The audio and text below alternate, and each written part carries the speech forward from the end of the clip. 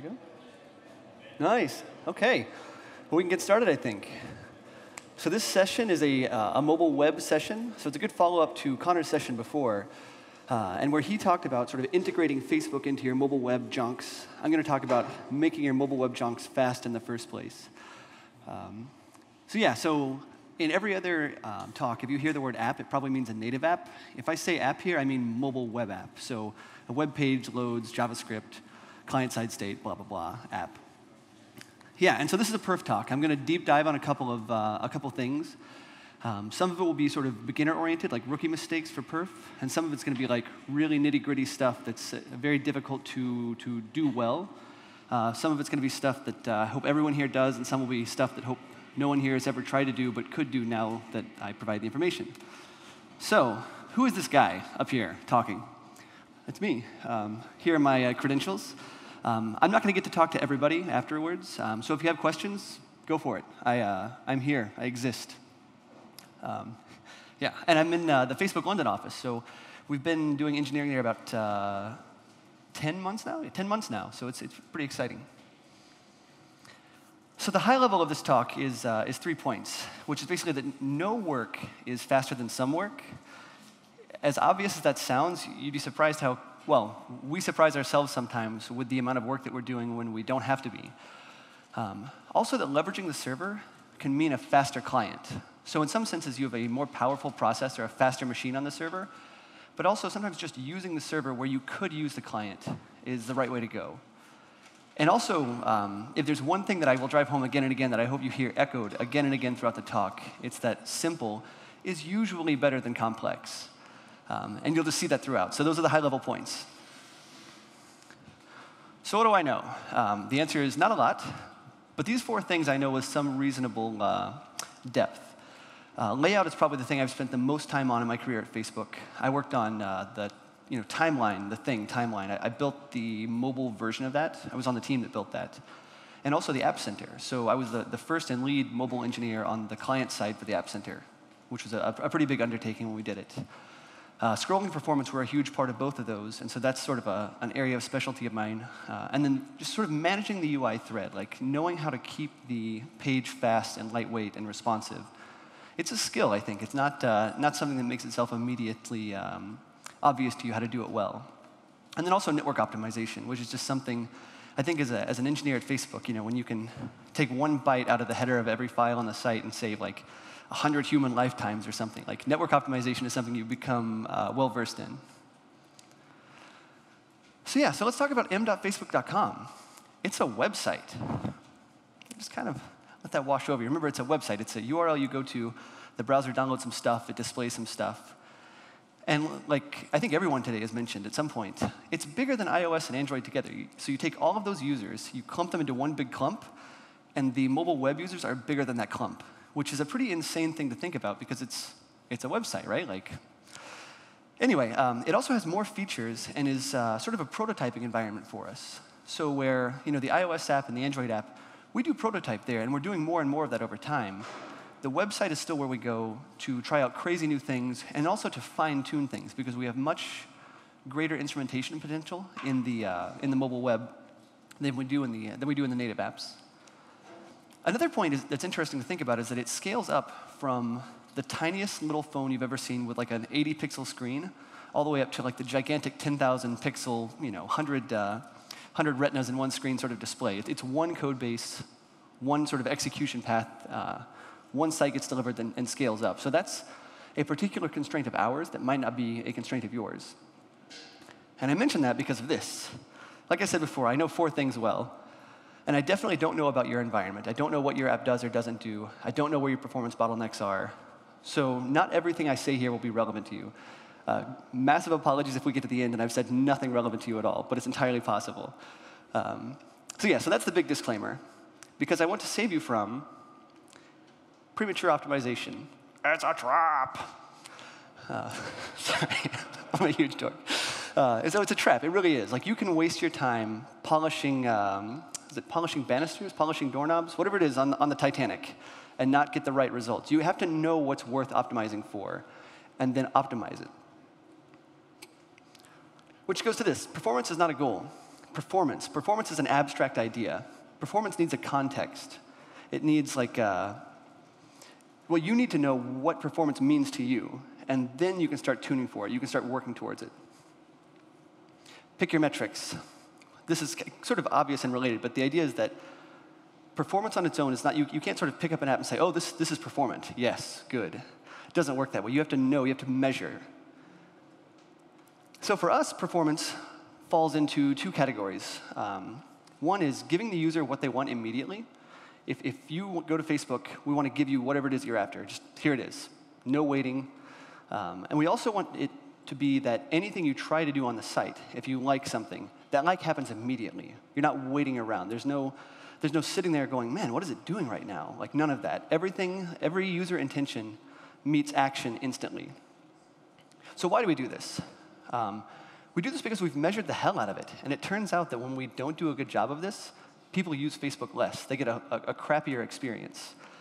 When I talked about the prototyping potential of our m.facebook.com site, one really interesting thing we did at one point was insert latency into the scroll of the page. So it's just a slower, kind of crappier scrolling experience. And what we found was there was a relationship between the quality of the scroll speed, the frame rate, and the amount the person engaged with the site when they were using it. Which is interesting. You wouldn't think that the speed of scrolling would matter, but it totally does. And also, slow page loads, they hurt engagement. They hurt your user experience. Like if you're using Facebook and every single page takes 3 seconds longer than it should, based on the way people use the site, you're going to get less out of your experience. As it turns out, people who are using Facebook tend to have a specific amount of time to use it. They've got 15 minutes between now and when they have to leave for work. They're going to go through as many cat pictures as they possibly can. And the more cat pictures we can put on their screen, the richer their experience is. The more food and the more lattes and the more newborn baby pictures. Like, that's going to increase the quality of their experience if we can get more on the screen at once, which means load speed matters significantly. So, unsurprisingly, we optimize for network performance and UI responsiveness, which are two areas that I know a fair amount about. So let's just jump right in with network performance. Yeah, it does. It just really does. Like, there's just nothing good about it. Like, anytime you're waiting on the network, it's bad time. It's high-risk time on one hand because mobile networks especially are flaky. If it's taking 10 seconds for, let's say it's timeline, and we're loading tons of stuff, tons of images, all of that time is high-risk time. Any second, the user could go into a tunnel or into an elevator. Or you could switch carriers, and that request gets dropped, and you're done. Like, your experience for the next N minutes sucks until you figure out what you have to do to get yourself out of it. It's also bad because it's user wait time. Even if the connection is successful, from the moment you go out to the network for something until it comes back, the person using the device has to wonder what's going on. Like, where are we? If it's slow, is my connection gone? Like, did the request just fail? Or is it just taking a long time? And if it is taking a long time, is it my network connection? Like, is it the sort of mobile network that I'm on? Or is Facebook just slow and crappy and I'm pissed at Facebook? Like, sort of attribution of blame there is really difficult, and it results in just a crappy experience. So minimizing it matters. And it falls under these two categories. You can minimize the amount of time spent waiting, and you can also minimize the amount of payload that you send down, which relates to the first one. And we do this in a couple of ways. Probably the biggest thing we do is pre-compute. It's hard to emphasize the importance of this. How many people here are responsible for a mobile web app? Nice, okay, I'm among my people. So when someone hits your web app, the response you send, how much of that is pre-computed? How much of that do you know beforehand is going to go out the door before anything else, before you even know what the user wants? Yeah, right. Like, you can't do this entirely. But there are places you can go with this. You can know that your JavaScript is of X size. You can know that you have X much CSS. In some cases, you can know you have X much images, X many images. The idea is you do as much of this pre-computation as possible so that whenever you're building the response, you're not making the user wait for the server processing time. Sprite your images, this is a big part of it.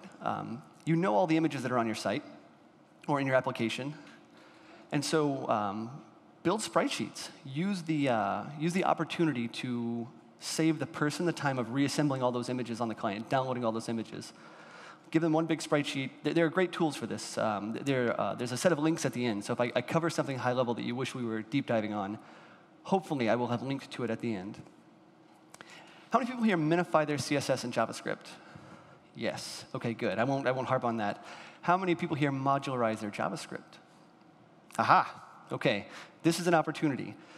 The beauty of modularized JavaScript is that it sort of gives you a dependency graph so that as soon as something is ready to go, as soon as something is ready to execute on the client, it can happen.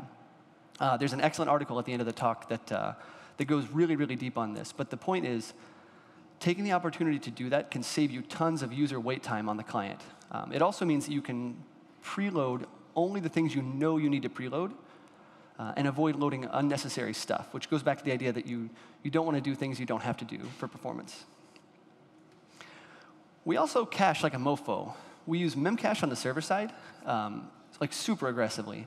Anything that we don't have to go to the database for, we don't. And if we do go to the database, the first place we put it is in Memcache immediately afterwards. So this has sort of like an LRU kind of effect where things that are getting used frequently stay in cache, the experience stays fast. As soon as you have to go hopping off to the database, like life gets hard, the server time goes up, you're going to have a bad time. We also use CDNs really aggressively, which is to say that we push as many of our static resources out to CDNs as we possibly can. And this has two effects. One is that it lets us distribute the load so that we're not getting hammered on our side. It also means that the termination point for the user is a much closer geographic space. Like, if I'm in London and the stuff I need is on a server in California, the round trip there is going to be like 140 milliseconds of unnecessary wait time. But if we can push it to a CDN, and let's say the edge is in the same country, we can cut that into a third or even to a tenth, depending on the context. So using CDNs, if it fits your context, is like so to your advantage. We also leverage open connections. So HTTP connections are not free, right? You have to go to the server, establish the connection, get the response, and then send the request. And you have to do this over and over and over again for every HTTP connection if you don't use persistent connections or something like HTTP chunked encoding. So sort of deep diving there, like going in and saying, how many HTTP requests is my page making? And trying to figure out how many of those you can clump together is it's advantageous. It's worth doing. It's one of the things that we have done again and again and found more and more aggressive ways of doing it. This is where packaging comes in. If you can send 30 JavaScript files as 30 JavaScript files, you're most likely going to have 30 HTTP connections, which is massively expensive and also slow because typically, if they're going through the same subdomain, you're only going to have 2 open connections at a time. So that's 15 serial connections, 15 serial downloads of things, which is pure fail sauce. You don't want this. If, on the other hand, you can clump those together into big single packages, then life is much better because you're using one HTTP request for all of your JavaScript. And chunked encoding is, it's pretty sweet. Like, when we moved from not chunked encoding delivery of the homepage, for instance, to chunked encoding, we saw massive decreases in the time to interaction of the homepage, which is to say we break the page load into subparts. So we say, here's your newsfeed. Here is your, here is your navigation. Here are your ads. Here's the Chrome. We can prepare each of those on the server in parallel and send them down this open connection as fast as they're ready, which offers 2 advantages. One is that we don't build up some bigger and bigger and bigger and bigger payload and then ship it down the line. We ship a little bit, and then a little bit, and a little bit, which means we take advantage of this open connection as much as we possibly can, and the client gets the benefit of getting every little bit of it as fast as possible.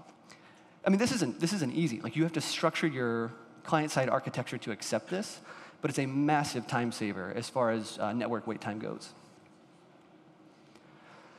And obviously, just make your server time really fast, and then everything is really fast, right? Yeah, I got nothing for you here. This is so specific to your application, but this sort of goes without saying as well. And again, I guess I've covered this fairly well already, but you don't want to go loading everything. This talk, for instance, is HTML, and it's one big payload, more or less. And it's slow. Like if you could go visit this on your phone, you're going to be staring at a broken page for a while because I'm waiting for everything and then throwing my onload handler.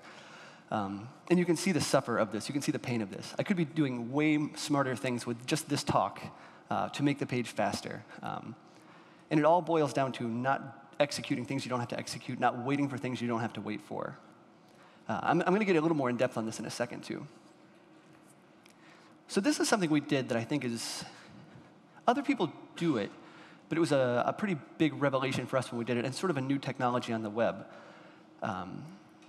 Basically, there's sort of two states of the page inside of any Facebook application page. Home.php is a great example. There's kind of the stuff you want to do immediately. You want to be able to navigate around. You want to be able to compose a status. Core interactions like this. You know, whether or not you can pop open the menu and like navigate to a group, like maybe that's not the most important thing straight away. You want your newsfeed stories, and you want to be able to like things. Like those are the core interactions. And so we sort of slice our JavaScript along these lines. We say, what are the things everyone wants to do immediately? And what's the rest of the stuff? And we break our JavaScript into two parts. The most critical stuff goes above the body. It's executed as soon as the script tag hits the page, and those things become available. They start behaving that way. So if you want to compose a status, if there's nothing else on the page but the status composer, it's going to work. But then, you know, eventually, after all the other stuff loads, then we load all the rest of the JavaScript and execute it. So you eventually get a fully functional page. But the effect is that your page is working. Like almost everybody's going to be like, yeah, the page is done, even though it's not strictly done, because we're not waiting for things we don't have to wait for. And this is one of those things that's kind of voodoo a little bit, because any person can say, well, you know, this is sort of isometric. Like you're eventually executing all the same JavaScript. You're eventually doing all the same stuff. And it's like, yes, but order of operations matters significantly. Parsing the entire DOM tree and executing the long tail of JavaScript doesn't matter at all if all the person wants to do is load their newsfeed and compose a status. And so this is a trade-off that we've made, a careful one. Speaking of trade-offs, the whole notion of network optimization is a trade-off.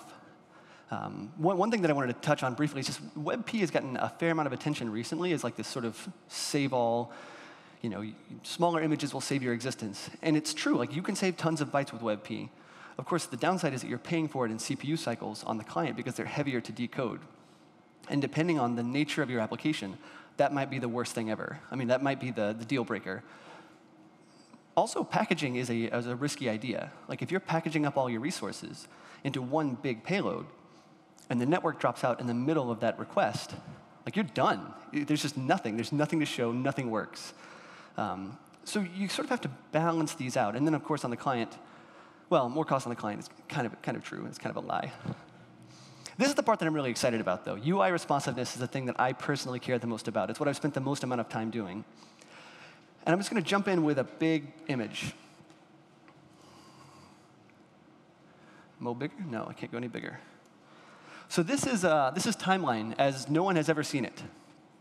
And it's delicious.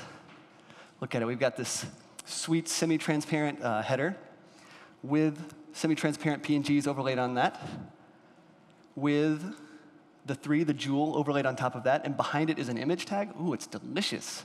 And it's got this sweet drop shadow, loving it. We've got this fixed header bar here that's semi-transparent that has text inside of it. That text has an inset shadow and has a box shadow. It's beautiful, right? Like, look at this. Like, wouldn't it be amazing if everybody's app could be as gorgeous as this? When the designer brought this to us and said, guys, this is what we should build for mobile timeline, we were like, fuck yes, let's do this. And then we tried to build it. And then we're like, okay, we built it, like it's there. Every feature, at one point, every single thing you see here existed. And on an iPhone 3GS, it scrolled like this. It was just the worst thing ever. And so let's look at what it is today. This is my timeline. And you'll notice, for instance, the header, it's small. It's solid color. We still have the semi-transparent thing there, but there's no sort of layers of transparency, really. It's just the single image. The header is not fixed. So here, the header is behind the newsfeed as you're scrolling, or the timeline as you're scrolling it. Here, it's super not. Also, as you go year by year, you don't get any fancy fixed header business. The other really cool feature that we had here was a timeline scrubber. So you could mash your finger down and pop out a little flyout, and then jump, let's say it's 2010 right now. You could move down to 2001, let go, and boom, there's 2001. Grand vision that was completely unachievable in any reasonably performant way. And so we don't have any of that now. We have the native scroll bar only. And you might say, oh, it's a travesty. Look what it could have been. Look what it had to become.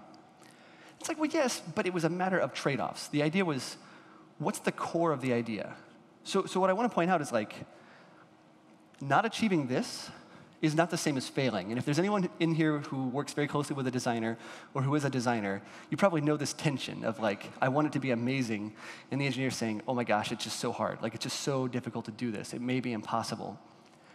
The reality is, it's not the end of the world if you have to compromise the design. And I'll come back to this again and again. So some of the things we learned in the process of trying to build Timeline is that Reflow is really, really expensive. Reflow is really jarring to the user experience. Everything causes reflow. Inserting things to the DOM in a lot of cases causes reflow.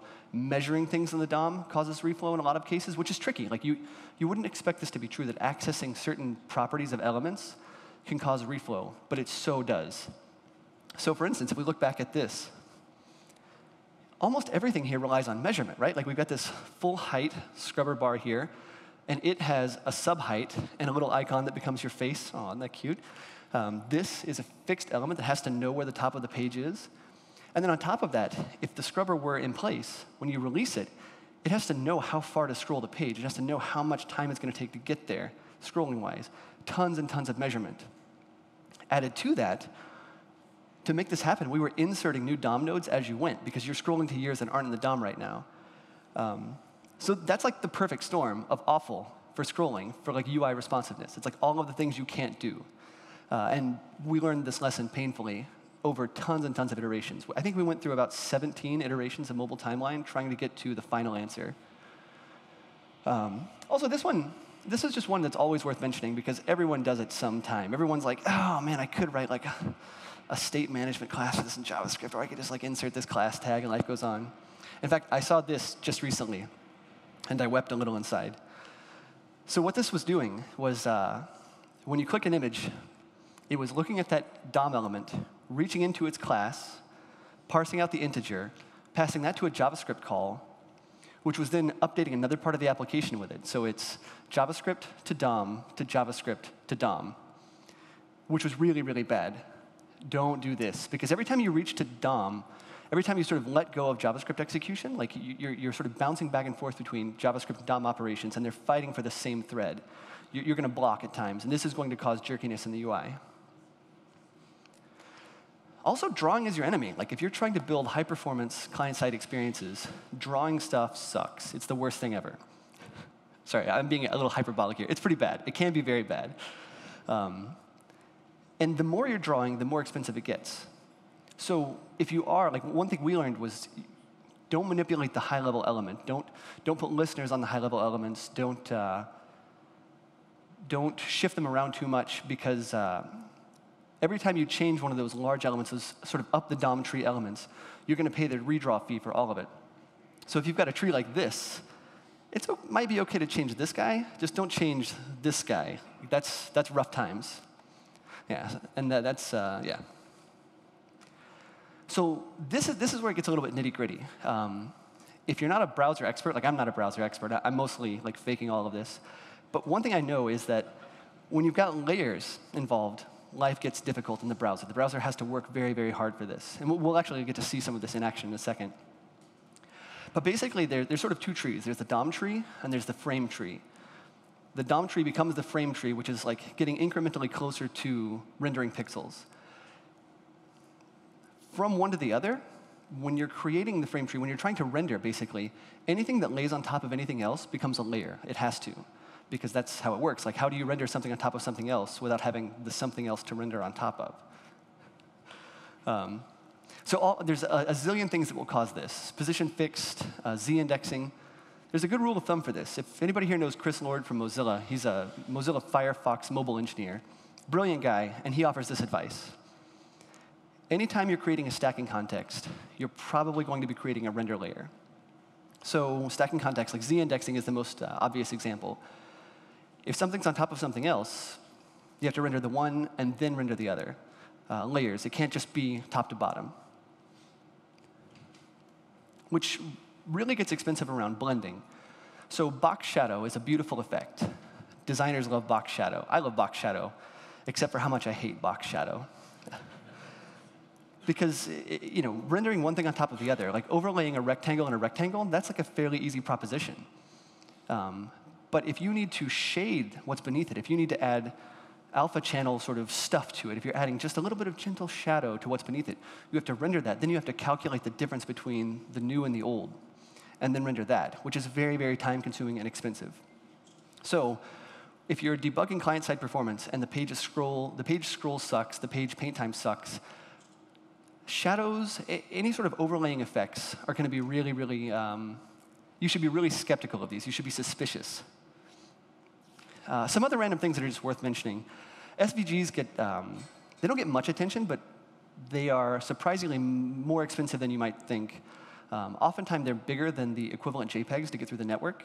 And then, of course, unpacking them, you're requiring the GPU, or the browser at least, to analyze that, to parse the SVG and draw it.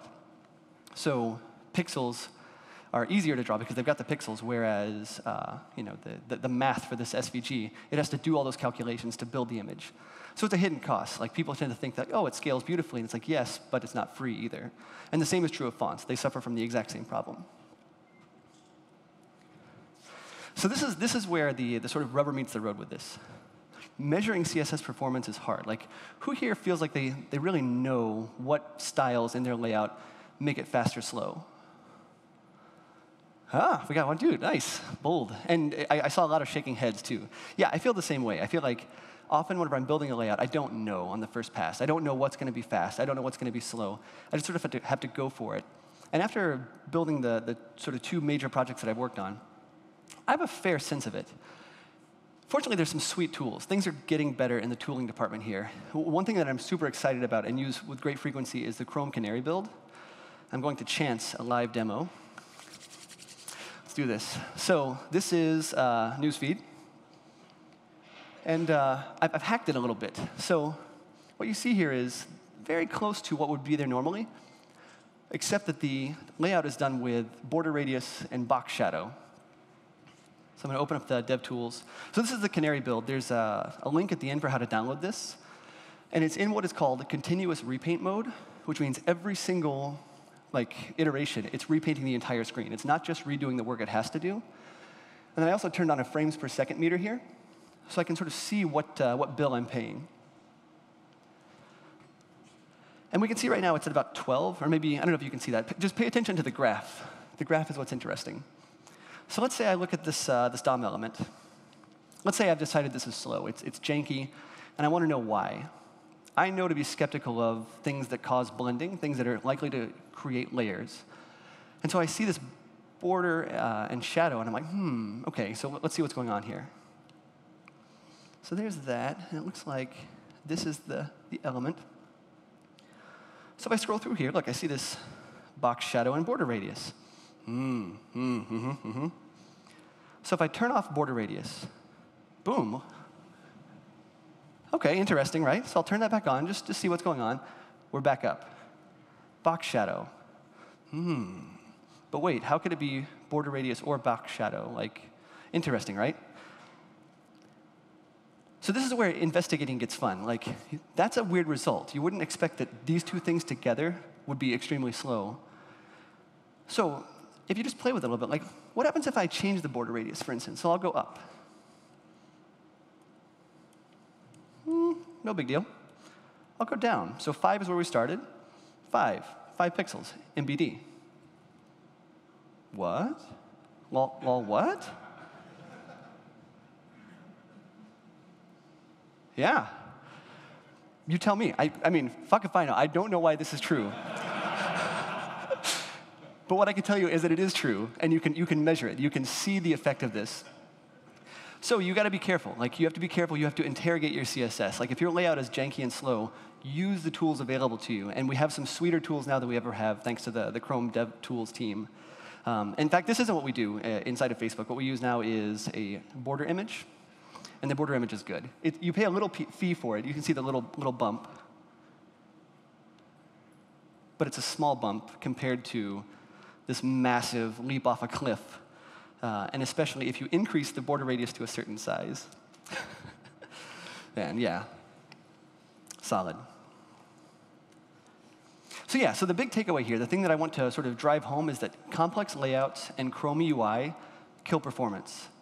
And there's sort of no way around that in the mobile web. Like, hardware is getting faster, the browsers are getting better, Firefox is doing better and better. Like, they're putting more and more pressure on the other browser vendors. I think Windows Phone has a browser. Sorry, that was a deep cut. I apologize to any Windows Phone users here. Their browser is actually getting really good. Like, Windows 8 is surprisingly good. IE 10 gets my respect. They have amazing tools, too. But when you're trying to build responsive UI, the complexity of the layout typically, at least in my experience, is proportional to the quality of the user experience, the scrolling frame rate you can get. And trying to achieve performance in that context, like, you're going to have a bad time unless you follow my simple steps to making your application better and faster. Tried and true. This is what we did in App Center. This is what we did in Mobile Timeline. We came up with an amazingly bold idea. We tried to build it. We realized it wasn't really going to work. We sort of tested it out. We played with it on a bunch of different devices. And then we went back to the designer and said, Joey, I'm sorry, I have failed you. What can you do to make this more reasonable? What can we do to have a better time? And Joey said, I will descend from on high and give you something simpler. And we built that, and then we tested it. We said, Joey, still no, I'm sorry, it's not going to work. And we did this over and over again. I think for Timeline, it was about 17 passes, where we finally ended up at this state. Where's my mouse? This state. That's like the right combination of things, and that is Ceiling Cat. And that's how we did it. There's no magic. There's no secret bullet that got us there. So I think I've saved enough time for questions. Yeah, here's my massive list of things you can look at later. The slides are here. So there's my contact info again. If you have follow-up questions and we don't get to talk now, there it is. And this is the website you can get it at. So questions. I'm on eager beaver. Is this on? Yeah. Yeah. Hi. I was just wondering about testing across devices and whether you've seen any major differences. Oh, yeah. So, good. That's so much easier. I thought you were going to say, how do you test across devices? And I was going to have to lie to you and tell you we have something really sophisticated and slick when we don't. But to answer your question, yes, massive differences across devices. So for me, one of the problems I worked on the most, what I spent the most time on, was trying to build JavaScript-controlled scrolling. So the ability to declare any arbitrary element, a scrollable element, and have JavaScript do the work. And what I found was, oh my God, like, it's impossible, really. There's only a couple of companies that are doing a reasonably good job of it, and even they are hitting the edges. Basically, sometimes transformation 3D works better. Sometimes 2D transformations work better. Sometimes top and left are your way to go. Sometimes manipulating the scroll position. And what you find is that getting one device fast, like one version of Android fast, will be pulling away from the highest-end Android, or will be pulling away from iOS especially. And the differences in devices make it really, really difficult to test consistently.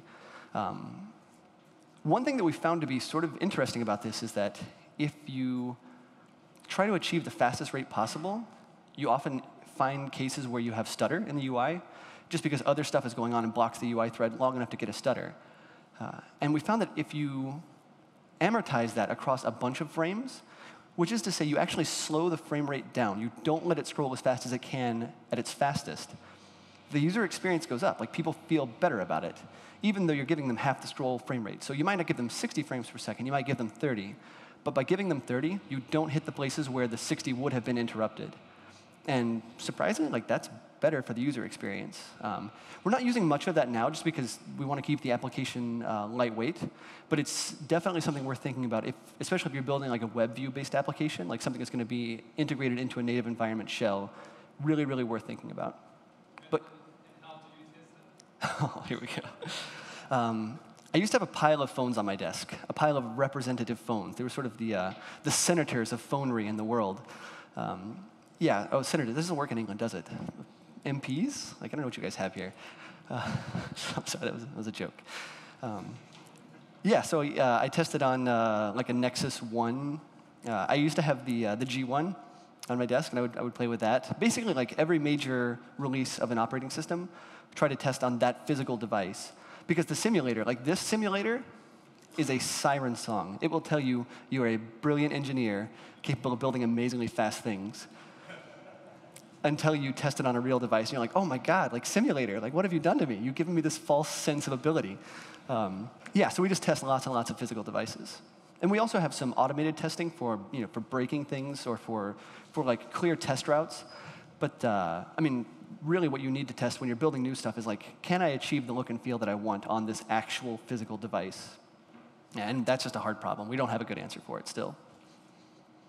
Hey, What so up? I'd like to ask what kind of module system you're using, if it's AMD or anything like that, and what part of your infrastructure is figuring out what is this first batch of things you're loading, and then like what are the dependencies for that, and how you actually like chunk these things into. Yeah, okay, so the first part first. We have built into our build process a modularization process which does static analysis of all of our JavaScript files and builds a very sort of common JS-like output. Like if you look at the output of a Facebook page,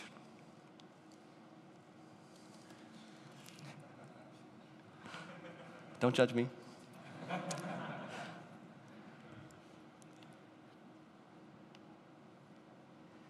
Wait, what? What?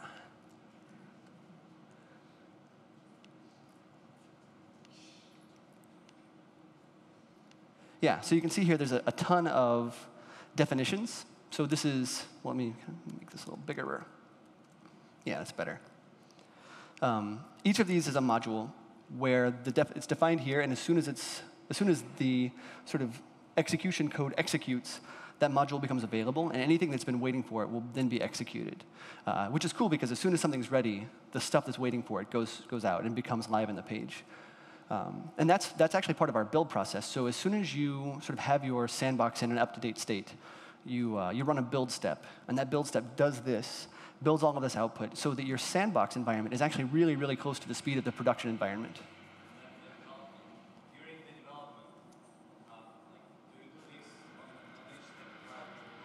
No, so what's cool about our build process, so the question was, do we do this on every sort of save, basically? Like when you save a file, do you have to build to get this stuff back together?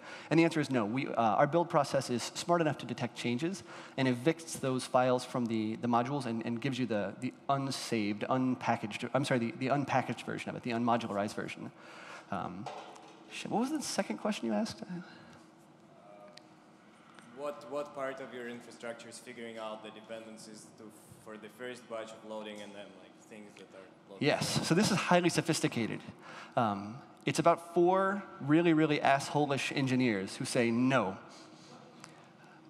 That is the answer. We basically have a handful of guardians who say, you cannot put things here. And in fact, there used to be a comment in the source code that was like, every byte you put in here, and the number was accurate to the number of users we had at the time, which was like 300 million.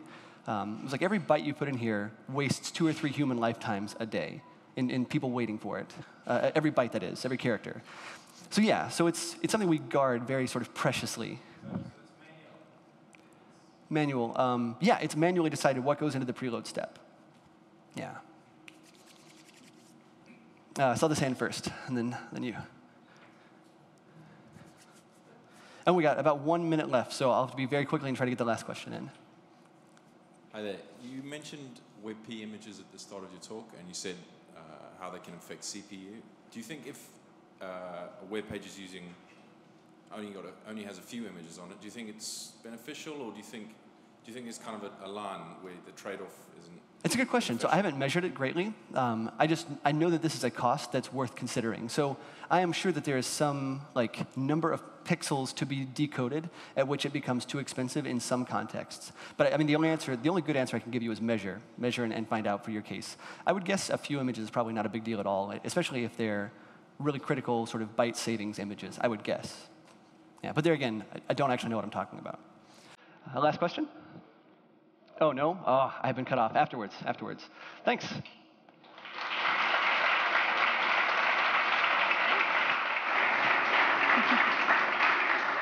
Thank you, Jackson. So in this room, in about 8 or 10 minutes, will be how Facebook builds for Android. And in the following room will be Hector talking about how to add an instant backend to your mobile app with Parse. Thanks.